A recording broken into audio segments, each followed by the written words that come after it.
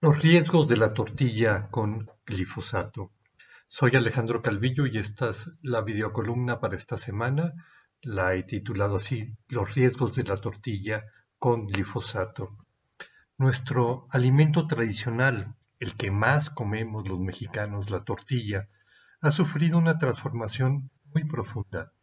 Ya no se trata de esa tortilla elaborada con masa de maíz nixtamalizada que todavía encontramos en algunos lugares. Se trata de una tortilla, en la mayoría de las veces, elaborada con una harina de maíz altamente procesada, en la que suelen usarse diversos aditivos, no comunes en una tortilla tradicional.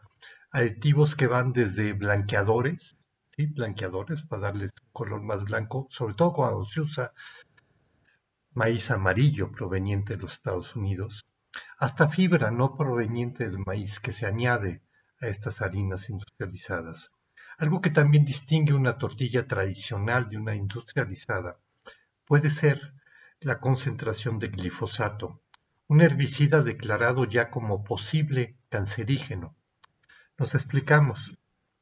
Al no haberse logrado la prohibición de la importación de maíz transgénico para la elaboración de la tortilla, no hay duda de que estaremos ingiriendo mayores cantidades de glifosato en la tortilla. El maíz transgénico que importamos y es usado para la elaboración de la harina de maíz de las grandes corporaciones como Maseca y Minsa contiene mayores residuos de glifosato.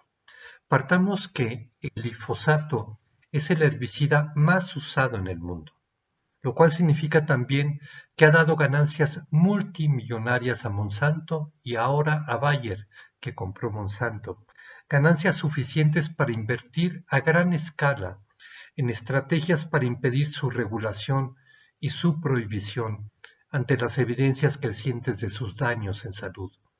El glifosato pasó a conocerse popularmente entre la población mexicana al anunciarse un decreto presidencial para prohibir su importación a México y prohibir también la importación de maíz transgénico. El caso del maíz transgénico es importante por los altos residuos de glifosato que guarda. Ese maíz transgénico, en su mayoría, ha sido diseñado justamente para resistir las aplicaciones de glifosato.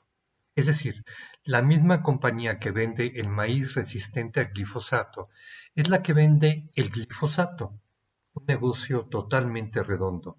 Es así que un cultivo que es resistente al glifosato recibe mucho mayores cantidades de aplicaciones de este herbicida para matar lo que se les llama las malas hierbas que compiten con el cultivo, al saberse que el glifosato no pone en peligro a ese maíz que es resistente.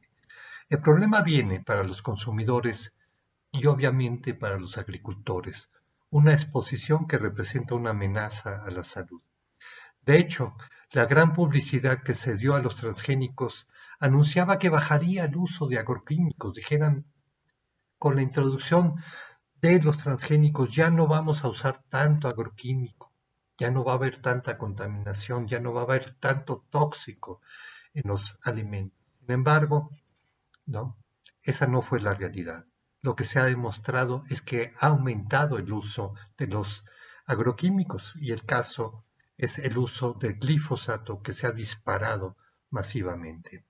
La Agencia Internacional de Investigación en Cáncer, que depende de Naciones Unidas, en 2015, ante los estudios publicados sobre el glifosato y sus riesgos a la salud, lo clasificó como posible cancerígeno.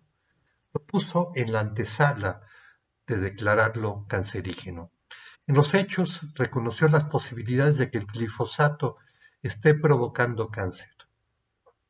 Para quienes conocen el largo camino que un producto sea reconocido como cancerígeno internacionalmente, saben perfectamente las enormes presiones de parte de las grandes corporaciones que tienen las patentes de estos productos y de sus naciones de origen para evitar esta declaración, que significa el fin de su producto en el mercado y por lo tanto el fin de sus ganancias. Entre la presentación de la evidencia científica de los daños y el hecho de que se reconozca oficialmente que existen esos daños, no solamente pueden pasar años, pueden pasar décadas, lo que puede significar miles, cientos de miles de enfermedades y muertes que podrían haberse evitado, como en el caso del tabaco. Se conoció durante decenios, las tabacaleras sabían el daño que generaba, sabían su relación con el cáncer y lo negaron. Pasó mucho tiempo entre la evidencia científica y que esto se diera a conocer abiertamente. El asunto paradójico es que mientras los Estados Unidos y las corporaciones no reconocían que el glifosato represente un daño a la salud, la corporación Bayer ha tenido que pagar multas de cientos y miles de millones a agricultores que han demandado primero a Monsanto y ahora a Bayer por daños en salud. En un recuento se habla de más de 60,000 casos pendientes para los que esta empresa ha provisto 5.900 millones de dólares. ¿Por qué niegan los daños cuando han pagado multas por daños en una gran cantidad de casos? Por ejemplo, en 2023 pagaron más de 2.000 millones de dólares a familias afectadas por Roundup, marca del glifosato. Un jurado de Georgia ordenó a Bayer pagar casi 2.100 millones de dólares en daños a un hombre que demandaba que el glifosato le había causado cáncer. Un jurado de San Francisco ordenó el pago de una indemnización de 80 millones de dólares a un hombre californiano tras descubrir que el herbicida le había provocado cáncer. En el mismo estado, otro jurado ordenó el pago de 289 millones de dólares a otro ciudadano por la misma causa. Por un lado se niegan los efectos y por el otro lado se están pagando multas multimillonarias por daños en salud. No pueden desarrollarse estudios clínicos en humanos para evaluar el impacto de este herbicida. Las pruebas se realizan en animales de laboratorio. El Instituto Ramazzini lanzó el estudio global sobre el glifosato para evaluar sus impactos tóxicos. Se acaba de publicar los resultados de la evaluación de su impacto cancerígeno en ratas, a las que se les administró el glifosato en cantidades estimadas en los Estados Unidos y Europa como seguras para los humanos, en cantidades correspondientes al peso de la rata.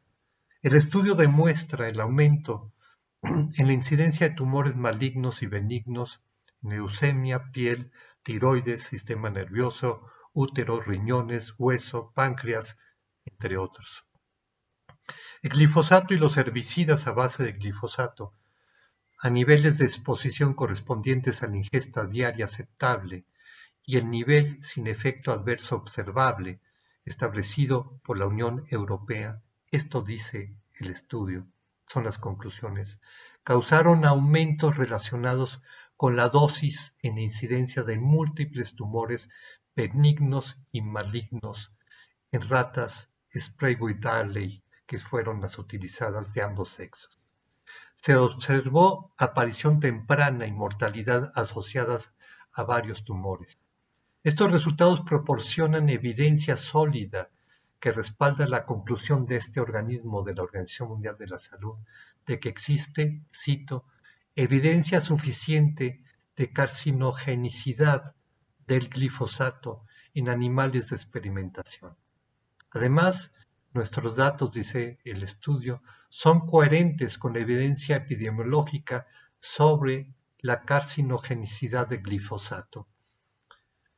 Hasta ahí la cita. En la disputa comercial con los Estados Unidos lanzada por ese país contra los decretos presidenciales para la prohibición del glifosato y de la importación de maíz transgénico para la elaboración de la tortilla, el panel no aceptó la evidencia científica que sustentaba estos decretos en un país que somos centro de origen del maíz y cuya población tenemos uno de los mayores consumos de maíz por persona en el mundo.